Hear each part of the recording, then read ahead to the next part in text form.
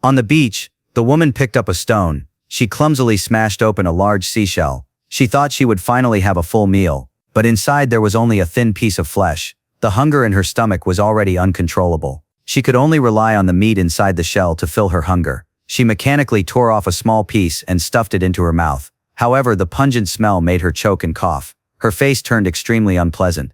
Not far away, a man was sitting on the beach. He was enjoying a luxurious feast. It was even paired with a special coconut dipping sauce.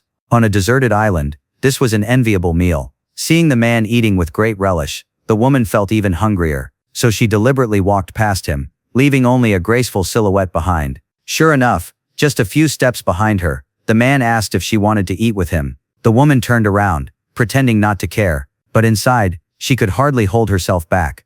With a smile, she quickly walked toward the man. She grabbed a lobster and stuffed it into her mouth. Worried she might choke from eating too fast, the man thoughtfully handed her a freshly opened coconut.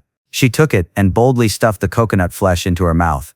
This made the man find her especially charming. 3 days ago, even in his dreams, the man would never have imagined that a poor laborer like himself working on a ship would end up stranded on an island with a young rich lady. Unexpectedly, after eating her fill, the woman left him with a kiss. This instantly ignited the man's heart. He no longer disliked this helpless woman, and the woman finally let down her guard. She began to trust and rely on the man who could fish. Besides catching food, they did not stay idle. Together they collected scattered debris on the island. Using broken fishing nets and plastic bags, they wove palm leaves into a roof and walls. They built a large shelter on the beach to block wind and rain. Gradually the two adapted to life on the island.